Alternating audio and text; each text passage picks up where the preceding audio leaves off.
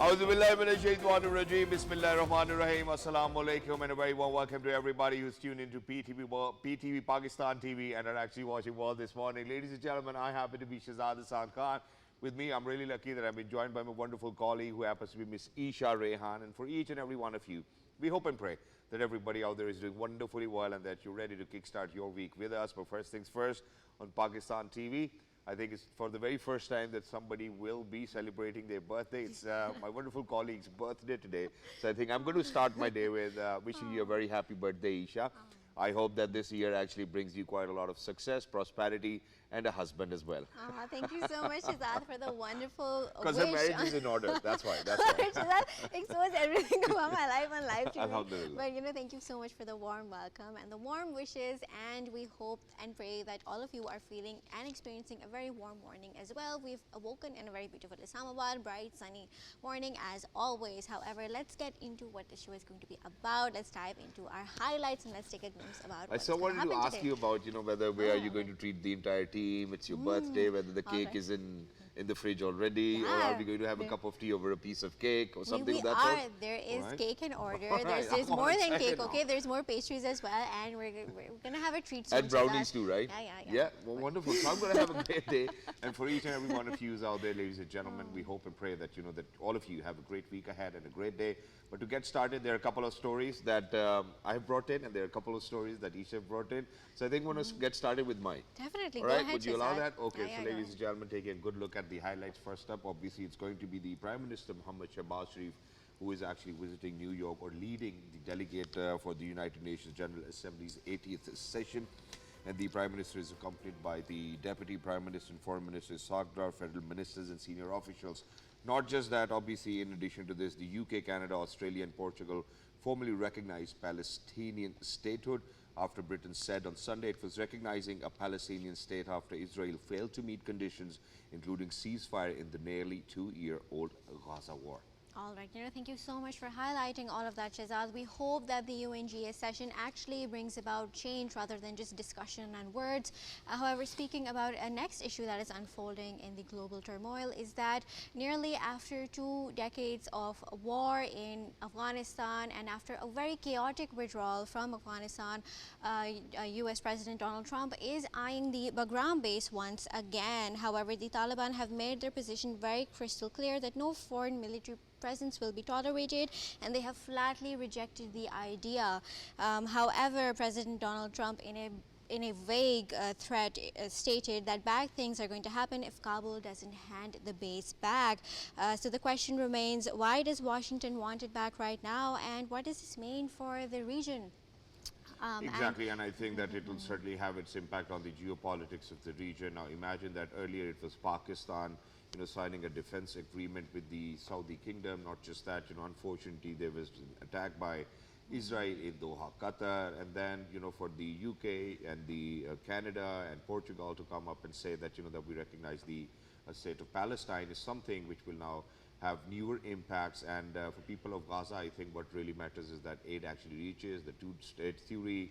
We will be certainly speaking about it and dive into it. But not just that, I think it is unfortunate to see how Pakistan unfortunately have lost twice in the Asia Cup 2025 from India, and just yesterday it looked like as if Pakistan did come up with the tough task of scoring wonderfully well. I think 170 was a par enough score to kind of defend, but unfortunately for our bowlers and the conditions, and for India to win the toss and put Pakistan to bat first is something we didn't really help them. But for Pakistani players to come up and score 171 is something which looked like as if now we have found our form and we might probably be doing well in days to come. Today, there's not going to be a game in the Asia Cup 2025, but tomorrow it's going to be Pakistan versus Sri Lanka. So with all of these stories, ladies and gentlemen, we're heading out towards the short break. Don't go anywhere. When you come back, we will be in conversation with our guests, and let's speak about, first up, the United Nations session, which is going to take place in New York, and the Honorable Prime Minister of Islamic Republic of Pakistan is leading a delegation. At this point of time, let's head out towards a short break. Don't go anywhere. We will be right back.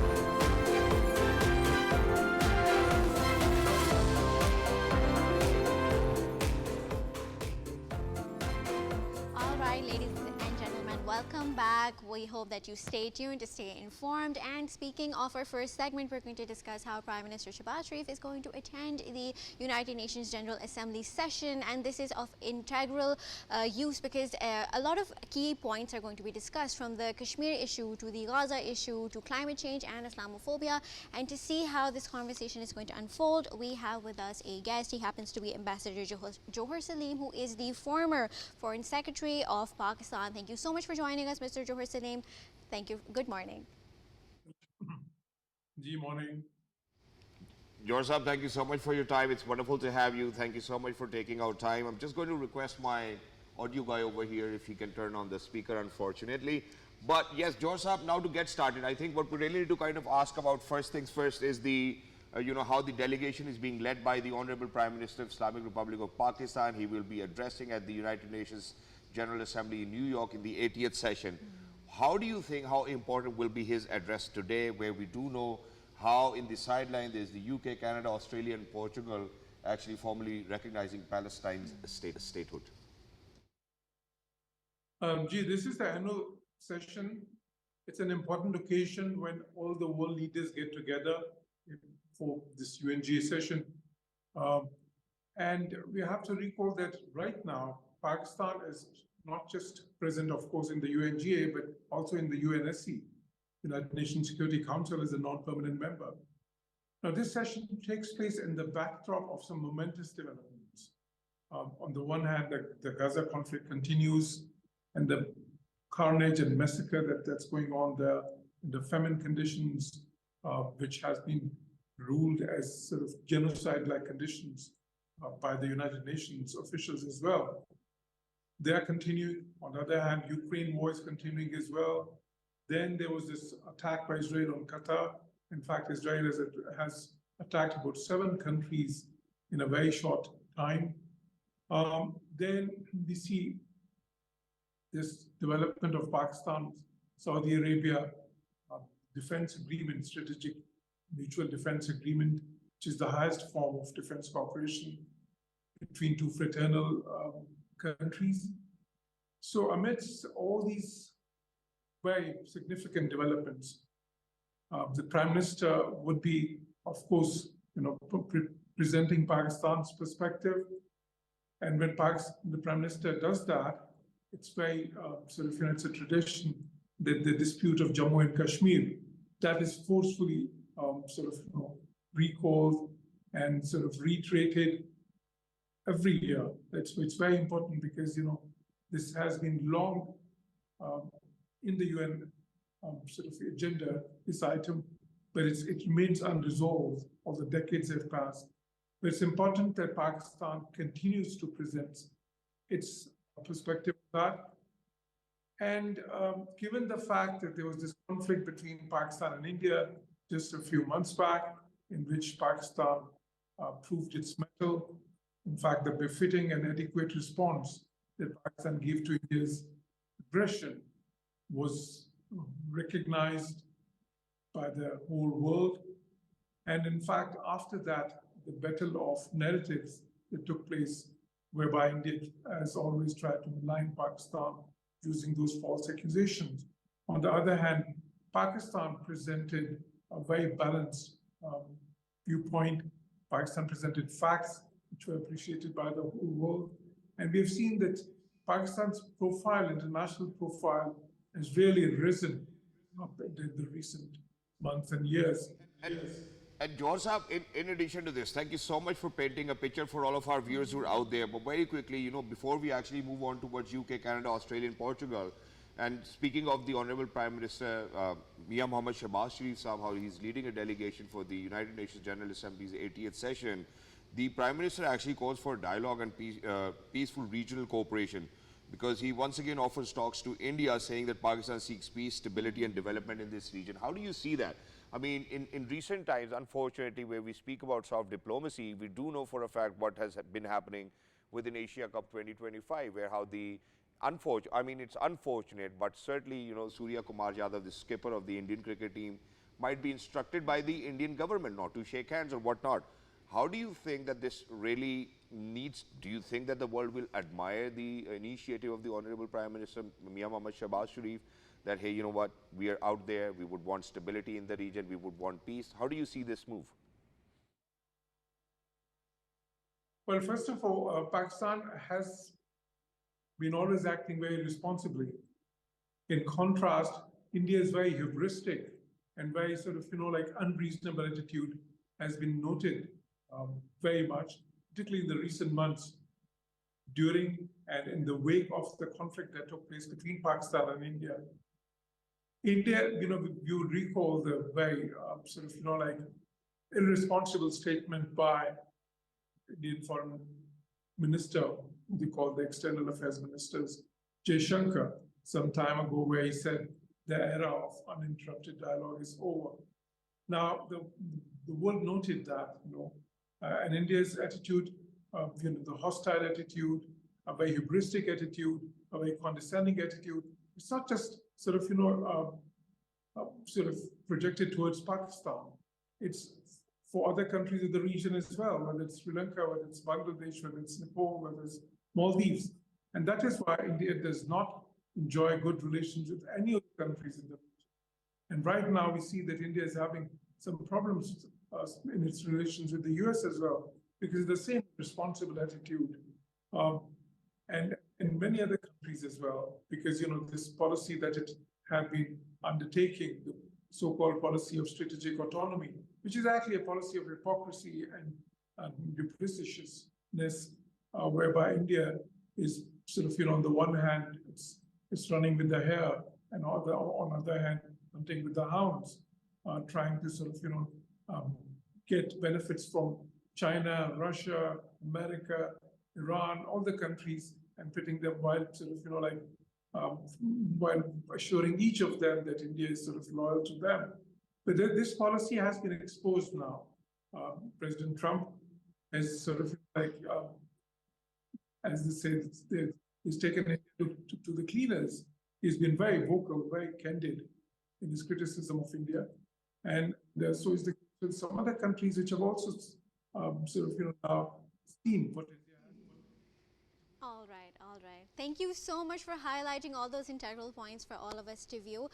And Jauhar Saab, what we really want to discuss is that we have seen a domino effect of a lot of countries recognizing Palestine as a state. There's Canada, there's Australia, Portugal, and now the United Kingdom. And why is it especially very essential and significant that the UK is recognizing Palestine as a state? Because it has been more than 100 years since the Balfour Agreement in 1917 when it started, right? And a lot of historians state that this was the main reason why the Israel and Palestine conflict started, because of the Balfour Agreement, right? So please highlight how significant is the Britain actually recognizing Palestine now. Thank you. Yeah, it's very significant because it all started, Israel's creation started with the Balfour Declaration, where the Rothschild family and some other rich Jewish families, they basically gave money to the British for the war effort, and in return, they were promised that the UK would help them in the creation of the state of Israel, which has created, and of course, we know the historical sort of evolution of that and how much instability it has created in that part of the world, and in fact, the whole world. So now a lot of other countries, the European countries in recent times, a lot of other European countries had started recognizing Palestinian state, one after another. And that is why sort of, because this used to be because of Israel's pressure, they would not do that before.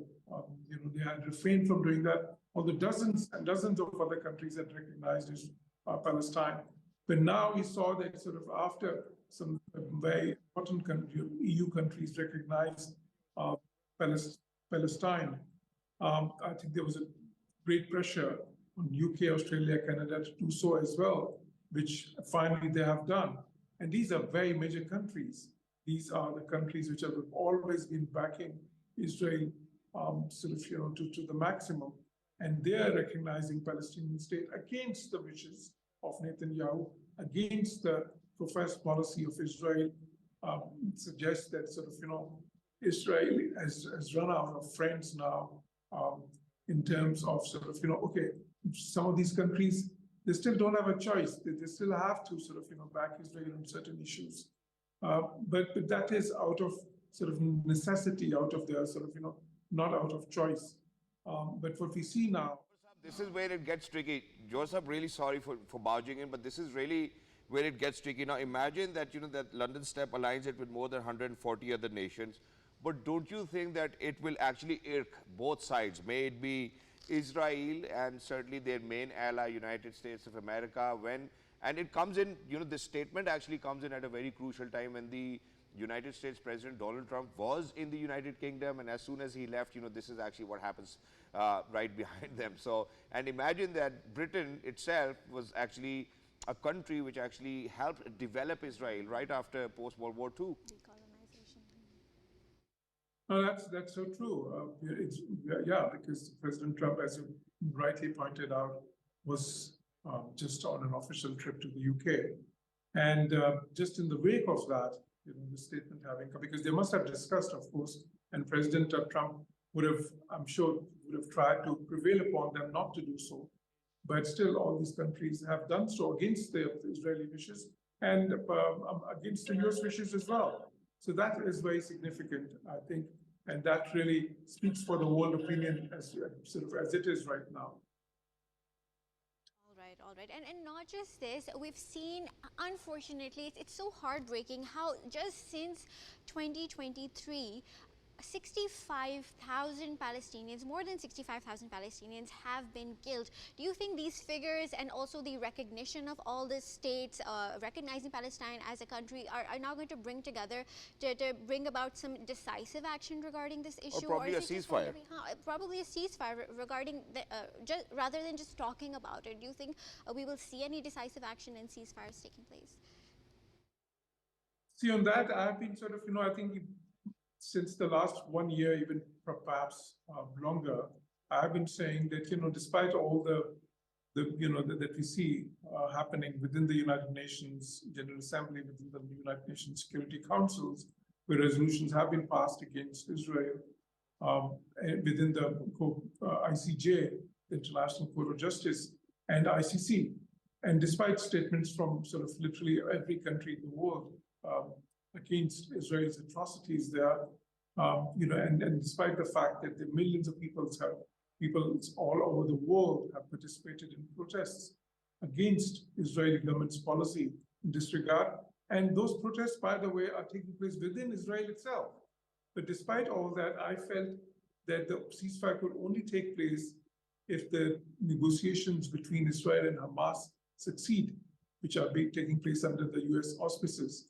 And Netanyahu, unfortunately, does not want those negotiations to succeed. Why? Because he wants to continue the conflict, because that is tantamount to his political survival right now. And because not only his political survival, but that is what is keeping him away from prison, because he's got some very serious cases. Exactly. And George Saab, where you've spoken about all this, now imagine that we do know how UK, Canada, Australia, Portugal, are recognizing Palestine, how there's this two-state theory which is being brought in. Not just that, there are 140 other countries who are actually aligning in that order. But just in the wake of all this, right at the beginning, you did speak about how Israel has attacked so many other countries, so may it be Iran, may it be Qatar, Doha. And do you think that, that a ceasefire is expected in days to come? Because it does not really look like. You spoke about ICJ, you spoke about ICC, how Netanyahu is wanted, but nothing has been helping, the people of Palestine or people in Gaza. How do you think that all of this move will have an impact on Israel or a diplomatic pressure? Do you think that it will actually help us reach a ceasefire? Well, the pressure has been increasing, but at the end of the day, it all depends on the negotiations which are taking place between Hamas and Israel indirectly through the US auspices. As I said, there's some very significant issues which remain to be sorted. For example, what happens post-conflict. Israel does not want any role by Hamas in the administration of Gaza. Then there are questions about who will disperse the humanitarian aid, or who will coordinate and control the reconstruction and rehabilitation, which areas Israel wants to keep the troops there. Israel wants to keep the corridors, the important corridors under its occupation and control. And there's multiple other issues as well. The issue of hostages, of course, how many hostages to be released, when. So unless all these technical issues are sorted, it's hard to see a ceasefire. Exactly, Jauhar Sahab, thank you so much. And you've always been a great addition to whenever we've asked you to be a guest for our morning show and to speak about all the global affairs which are going on. And not just that, I think the last time when you were here in the studio was probably Eid, and you did phenomenally well. So we do miss you over here in the studios. Have a great day. Thank you so much for your keen insight on how the geopolitics within this region and globally will actually take its impact or pressure on Israel to kind of go on for a ceasefire against Palestine, which has been long awaited for last 2 years. Exactly, and Shahzad, thank you so much for highlighting pressure and geopolitics. Those specific terms, I think, are supposed to be directed towards the United States, where immigration policies are being heightened and very strict, right? And regarding this, Trump's $100,000 H-1B visa has caused a lot of turmoil and a lot of catastrophe, right? And it is essentially going to target all the individuals who are using this work visa to come to the United States and work for maybe a cheaper pay. If you allow me, I can help at this point in time. So for people who are actually boarding on a flight, as soon as this executive order was signed by the United States President Donald Trump, they actually did not make, they actually went off, so they disembarked because of the fact that they were not sure whether they would be able to come back to the United States of America or not. And, people elsewhere all over the globe, what they did was that, that they booked their flights all the way back to United States of America so that they could reach well in time. Here's a video that we would want to share with you. I think this video comes all the way where people were departing for India and then they disembarked knowing that the executive order has been signed. That's the due to the current circumstances, obviously, that are unprecedented for us here at Emirates. We are aware that a number of passengers that do not wish to travel with us, and that's perfectly fine. And all we ask is that if you wish to offload yourself, so. Imagine all the people who did not find about this on time and who probably left the country. I'm pretty sure they're going to have to pay a heavy lump sum amount to enter back into the United States. It's not just the individuals who will be paying, but it's the companies who will have to put in these deposits so that, people that they hire will be hired on merit, and then, that they, for people, I have a company, why don't you come over? This won't happen. But I think the whole concept stemmed from the idea that the companies in the US really want a specialized role and that they really think that this individual can accomplish the goals for the company. But this can even hurt them. It can. If the individual is not specialized, and they can find the same person doing the same role within the United States. However, let's move on. Speaking of the United States. Yeah, this is your story. Exactly. Okay, let's go ahead. move on with our next story, and that is how the United States once again is eyeing the Bagram base in Afghanistan after a 20-year-old war in Afghanistan and the catastrophic fleeing which occurred in 2021. We saw how that unfolded. However, the Taliban are standing firm on their decision. They do not want any foreign intervention or any foreign military to come back into Afghanistan. However, President Trump does think it holds key strategic importances, and he says that bad things will happen if the base is not given back to the United States. It held a lot of key weapons and a lot of key strategic military. Exactly, and Eesha, not just that. I think what we really need to do is that we really need to establish what the Hamadullah Fitra deputy spokesperson reminded that under the Doha agreement, the U.S. had pledged to the U.S. force on interfere in Afghanistan's internal affairs. So that's something. Not just that, Fasiyuddin Fitra, Chief of Staff of Ministry of Defense, stressed that no deal over Afghanistan soil is possible, denying reports of talks regarding Bagram's return. But one of the most essential and most concerning points at this point of time is that President Donald Trump actually says that the Bagram Airbase is just around, where they think that China might be actually having their nuclear facility. To speak about all this and how it will have, its impact on the regional stability within our region, we're very lucky that we have been joined by Mr. Haroon Rashid, who happens to be Managing Director or Editor, Independent Urdu. Hello, sir. Assalamu alaikum. How are you? Good morning. Wa alaikum assalam. Good morning to all of you. Haroon bhai, thank you so much for your time. Wonderful to have you over here. So let's get started. This Bagram controversy, which has been going on now, I think since yesterday it has taken over X. What is your take, first of all, And what do you think is the world missing out on? So please go ahead, sir. Well, I mean, I'm quite surprised that, I mean, we are projecting what several Afghan Taliban officials are saying about President Trump's statements. But that could be individual level statements. They are not reflective of, I think, what the Afghan Taliban as a state think. And if you look at the statement, that brief statement that the Islami Afghanistan that they have issued, it doesn't talk, or it doesn't specifically deny that they would not give Bagram to Americans. What it actually says is that it asks America not to indulge in any new initiative that could be dangerous for this region. And it reminds US that under the Doha agreement, Americans have to respect Afghanistan's sovereignty. So in that statement, I haven't seen a clear-cut policy statement from the Taliban that they are not talking to the Americans, that they would not hand it over, or there are. So I think, I mean, they are keeping a door open for future negotiations, because I mean, for them, it would be very difficult to sell this idea that the Americans' presence in Bagram would be good for the country. But I think they are in a very precarious situation as well because of their economic situation, because none of the international big powers are recognizing it except Russia. So that Bagram can be used as a bargaining chip with the US. So they are, I think, keeping that option open. Exactly. Okay. Thank you so much, Haroon Saab, for mentioning that. But imagine that, I just quoted Fasiyuddin Fitrat, the Chief of Staff of the Ministry of Defense, who actually stressed that no deal over Afghanistan soil is possible, denying reports of talks regarding Bagram's return. So how do you take this?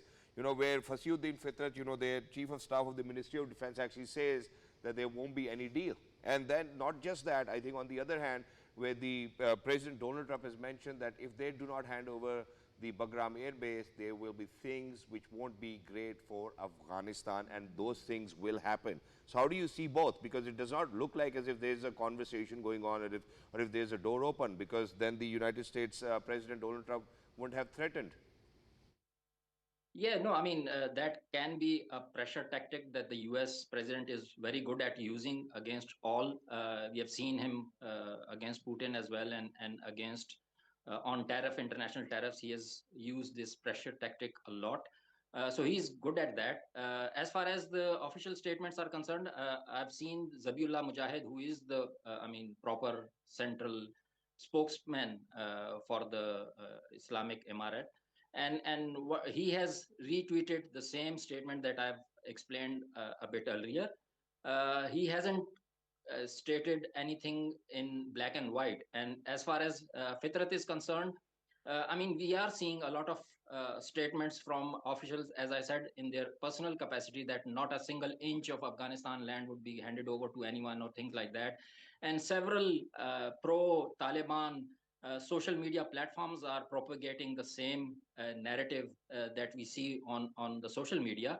So I think you have to look between the lines what actually has come out as a policy statement from the Afghan Taliban. And in that, there is no mention of not giving, or giving, or maybe in future they might talk or not. So I mean, that is all in the air as far as I'm concerned. Sir, I'm certainly going to agree with this, because certainly it's not that any of their supreme leader have actually kind of mentioned about it, and there are still this news coming in where a Taliban official might have rejected the idea and whatnot. So there might still be the door open. But sir, what I'm going to ask you now is, I think this is where it gets tricky. So certainly they're saying that that because Bagram Air Base is closer to the place where China might be making nuclears, and we do know the past of United States President Donald Trump, how they can actually come up with a revious statements too. Now, in addition to this, imagine that there has been a geopolitical change. Pakistan, signing a defense agreement, Turkey, Middle East and Pakistan aligning and joining hands, So there's quite a lot of geopolitics which has been going on, and Pakistan has witnessed a diplomatic ascent. How do you think it will have an impact on the region if, unfortunately or fortunately, I don't know how, Taliban and the United States government will sit together in the wake of Bagram Air Base being demanded by the United States president now. What is your take on all of this? Yeah, I mean, it's a very important discussion that has unleashed by President Trump. I think as far as we Pakistanis consider Taliban, Afghanistan, as per our national poet Allama Iqbal, the heart of Asia. So if in heart of Asia, you have a huge base, if Americans get that base, you are very centrally located. I mean, I know President Trump has referred to China, but I think the most pressing concern for the Americans and the Europeans is not China as far as military, maneuvering is concerned. I think it's Russia.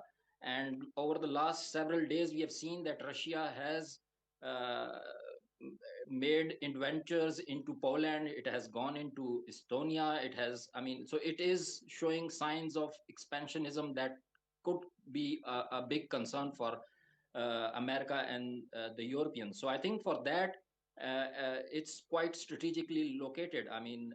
Bagram is ideally located. It is close to China. It is close to Russia. It is close to Iran. It is close to Pakistan. So it gives you that strategic importance and strategic leverage that nobody else could have done. And I was very surprised in 2021 when the Americans, in a haste, withdrew from Afghanistan and even left Bagram as it is. So I think that was, as Trump has also said, a big mistake that the Americans made.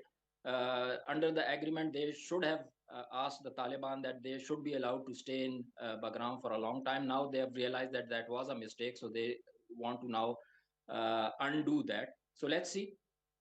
And since we are revisiting the past, let's talk about the Biden administration was the one to take this decision to flee in 2021 and abandon Afghanistan. However, when you think about it, before this, from decades on, billions of dollars were invested into the Bagram base, into Afghanistan, and it was the U.S. tax dollars that were paying all this for all of this, right? So when you think about Trump wanting to reclaim Bagram, we've seen a lot of critique from U.S. citizens themselves. There's a lot of the cost of living is going high, inflation is going high, grocery bills are skyrocketing, right? So do you think it's actually going to Trump is going to face a lot of backlash regarding this decision from American citizens themselves in the future if it ends up happening?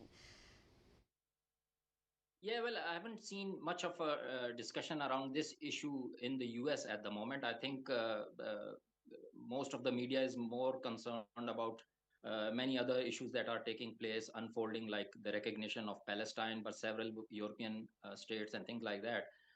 So I think the Americans have a lot of on their plate, but we might see in the coming days a debate in the US about this decision to reclaim Bagram.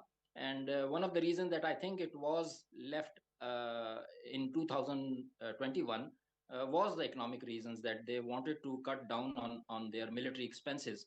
So they withdrew in haste, and not only, the losses in human life, but also financially as well. So that was a big decision that was made at that time in a haste. I've been to Bagram. You might like to know that I was there with embedded with American soldiers in 2009, and I spent like 4 days there. It's a huge complex. I mean, you can't imagine, how big that is, this military complex. You have all the big international restaurants there. You had brands, you had people, working from India, from Nepal, as civilian workers there. So it was a huge complex. So I don't know how they want to reclaim and repopulate it. But strategically, I think they have now realized that it was a mistake, and for staying in this region, although they have several other military options as well. They are in the Arabian Seas as well. They can Exactly. send their And Haroon Saab, very quickly, one last question. You certainly did speak about, how enormous it is. There are hospitals, brands, and everything, probably schools within it, universities, whatnot. Now, what I would want to ask you towards the end, and that is that, this is very ironic. Now, imagine that for the last 2 decades that the military troops of the United States of America were in Afghanistan, and then there was a very different picture painted about the Taliban. Now imagine that, now the Taliban, somewhat, the United States of America wants to sit down on the table with Taliban and speak about it. So which picture do you think that the world needs to recognize, the now Taliban or the then Taliban? Well, I mean, Taliban are now very pragmatic as well. They know what they are facing and how to get out of that. So, I mean, as far as women rights is concerned, we have seen no flexibility on their part. So far, they haven't taken, as far as I'm concerned, a firm stance on not giving Bagram to the Americans. So they are keeping their options open for negotiations. They might not give Bagram, or they might, I mean, arrive at some other negotiation, because they are in touch with the Americans. We have seen the American president's special envoy for hostages visiting Kabul a few days back, and they are trying to get their hostages from Afghanistan, from Taliban custody as well.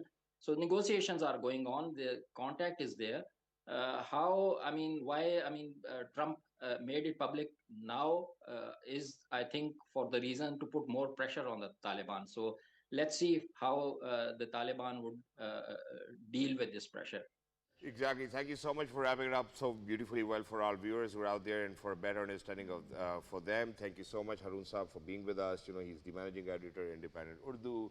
Now, I think what we really need to speak about is, Pakistan's cricket team and how independent is our selection policy in terms of which players to play and which players not to play. Because unfortunately, just yesterday, we might have given a good total. This is what we think, but India actually chased it very calmly and made sure that they told Pakistan that, hey, you know what, there's a fair comparison in between, or there might not be a fair comparison between the team which is ranked at number 1 or a team which is ranked at number 7. So unfortunately, India beating Pakistan by 6 wickets, in the second Super 4 round match of Asia Cup 2025 in Dubai. To speak about it, we're very lucky that we've actually been joined by one of my favorite correspondents. I'm making sure that, that he picks up, well in time. But speaking about Eesha, now imagine, so there were 2 changes which were made in the Pakistan playing 11 just yesterday. Nawaz, who happens to be one of our match winner, was benched, and then Fahim Ashraf was actually brought in. Not just that, and thing, what we really need to kind of speak about over here is how are we trying to align the playing 11, in order to make sure that we could actually win matches. Exactly, and I always feel like our middle order lacks capacity. The middle order is supposed to give a big push to the game. However, it always lacks, Shehzad. So I think we need to discuss how this issue needs to be resolved and how maybe we can beat India next time and maybe grasp the cup, the Asia Cup. It's really hilarious for me, but I think I'll allow you to ask the first question. Hello, Ahmad. Assalamu alaikum. How are you feeling today? Good morning, Eesha and Shahzad, and good morning to Pakistan TV and all its viewers. I'm very well. How are you both doing? Ahmad, over here, Eesha is sitting right next to me, and she says that, that the middle order is not able to score well, and they are not able to give us the push that we require. So I think first you answer Eesha, then I'll come towards my questions, okay? Go ahead, Ahmed, give us a breakdown about what happened last night. And ask Where her, which players, and ask her which players play within the middle order, okay? I will let our expert answer that question. Well, I guess we'll both be trolling Eesha, but the fact is that, it's just been embarrassing. Let me be very simple. I think the way Surya Kumar Yadav held his post-match presentation and said, I don't know why people call it a rivalry. That word now needs to go away. So I think that has been a serious hallmark of what Pakistan has been going through. I mean, it's just become so embarrassing the way things are going. And I completely agree that we thought that this total is enough. It wasn't enough. At any case, Pakistan tactically lost the match in over number 10 to over number 15 when they were batting. And I think that was the case. You play about 30, 32 deliveries, you don't score a boundary. And I was gobsmacked the way decision making took place last night of sending in Mohammad Nawaz and Salman coming before Mohammad Haris. I mean, you're at a stage where you're 100 something runs in the first 11, 12 overs, and Saim Ayub gets out. That's the perfect time to send in someone like Mohammad Haris, who just comes and scores those 30, 40 runs very quickly. And I think it's something that we now need to realize, and I think all of us need to speak the truth. But certain former cricketers have already said it, that we're going nowhere. It's as simple as that. You can't expect to win games based just on the hype that you've got talent. It's never going to happen. Tactically, you couldn't outclass them, you couldn't outsmart them. I would applaud Pakistan for changing 1% of the tactics with bringing Fakhar Zaman to open and pushing Saim to three. But after that, it was ridiculous. I mean, look at your bowling. You had no clue. You dropped Sufyan Mukim and you played in Mohammad Nawaz, which doesn't make sense. I would have had Sufyan bowling the very first over to Abhishek Sharma and tell him that, lad, you need to take it away from him with that spin and, let him hit across the line. I knew, children all around Pakistan knew that Abhishek's going to come hard at Shaheen, and we still give him the very first over. Ahmed, I do get it that we are all hurt and that's fine. But where you said that we need to speak the truth, okay, then let's speak the truth. Now, it has been said that the chairman Pakistan Cricket Board has given autonomy to all of these selectors. We do know who these selectors are. It's Azhar Ali, it's Aleem Dar, there's Aqib Javed, so for all of these people to be there. But still imagine that Fahim Ashraf makes way.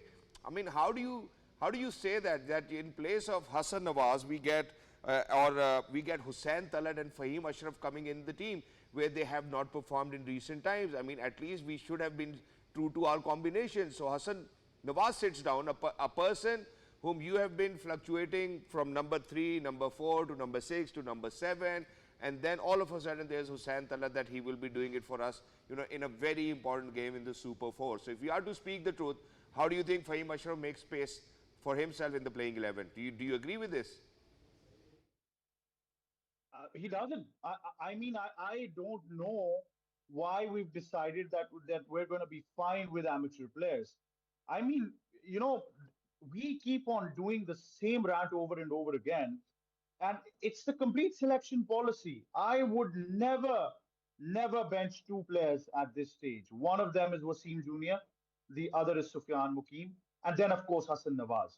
I mean, how can you believe that Fahim and Nawaz are going to win you games when throughout their career there's not been one single example of them giving me a match winner's performance? Mohammad Nawaz with the ball is absolutely average. Fahim Ashraf, below average with the ball. With the bat, both of them are okay. It's just ridiculous. You're going to the same people over and over again. Your cricket's not improving. The word intent keeps on haunting you. And we're fine with that. And I mean, the selection policy, you were talking about that in your introduction as well. It takes us back to when the selection was first made. And I would even, criticize the coach over here, Mike Hessam. I mean, planning, execution, understanding what the mantra is has never been the case for a coach like Mike Hessam. I understand he's been hugely successful at the franchise cricket level, but that's a different model. Internationally, what success was there that you had to? Exactly. And Nawaz, Ahmed, thank you so much for kind of mentioning all of this. And it's great to kind of hear it from a colleague of mine and, to kind of be aligned with, where how, I would want to kind of say it in the face of all of those people who might, because what I think is that people who've actually brought Fahim Ashraf in should really be kind of put to task. Why did you actually bring him in? Because it didn't really make sense. Now imagine that he couldn't even justify to the merit of the delivery which was bowled to him just last night. So if he was trying to, hit towards long off or long on, the ball went towards point. So I think that these are the things that really needs to be considered. It does not really look like as if there's any autonomy with these selectors. None of these selectors came ahead while the team was even being announced for the Tri-Nation Series or the Asia Cup. So I think for people who are out there, we really need to kind of make sure that, that at least we're honest. Because in such times where we do see this picture where it's so dire, what happens is that, I mean, nobody is out there speaking the truth. So what do you think we need to do for now? Because we are a part of Asia Cup 2025. Do you think that we still stand a chance? Because right after tomorrow, it will be Pakistan versus Sri Lanka. What changes would you recommend? Well, you're talking about our chances. Our nation is so optimistic that they were actually, some of the people I talked to in the morning were saying that India can still be knocked out if they lose to Bangladesh and Sri Lanka. So imagine our forward thinking. So it's going to be a tough game against Sri Lanka. Let me be very honest. And Pakistan will really have to, bring their A game. Sri Lanka is a quality side, banks on their youngsters. They've got a bit of mystery to them as well, which Pakistan hasn't really been accustomed to. A bit of slingy action, some spinners in there as well. So Pakistan, look, still they're going to go with confidence. They realize that they've got two more games. If they win those, they're going to qualify for the final.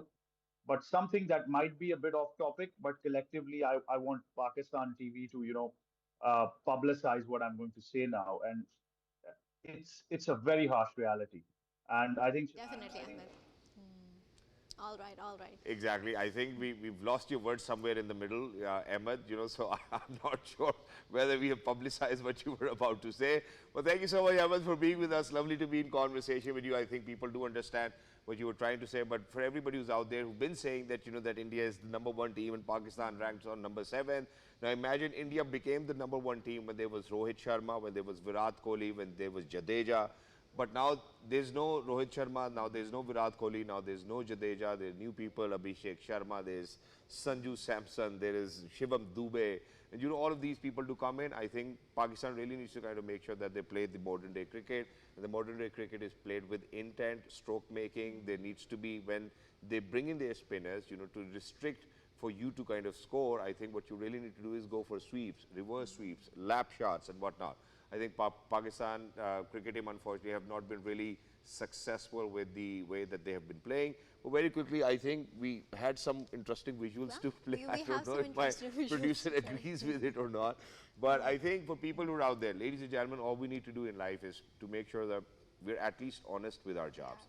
And people who are honest with our jobs, with their jobs, and actually make sure that, that whatever is required of them, they will continue to do so, are the people who will eventually be successful. If we are to kind of listen to the outside noise and bring in players, because imagine just yesterday, at least I think 4 hours before the match, I knew that Hassan Nawaz is being benched.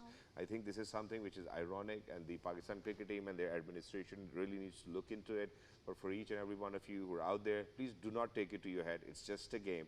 And inshallah, Pakistan will bounce back again tomorrow against Sri Lanka. Even Sri Lanka is a tougher contender. But until next time, look after yourselves. Thank you so much, Eesha. Happy birthday. For people who are out there, good morning. Look after yourselves. Bye. Have a great day. Have a great week ahead.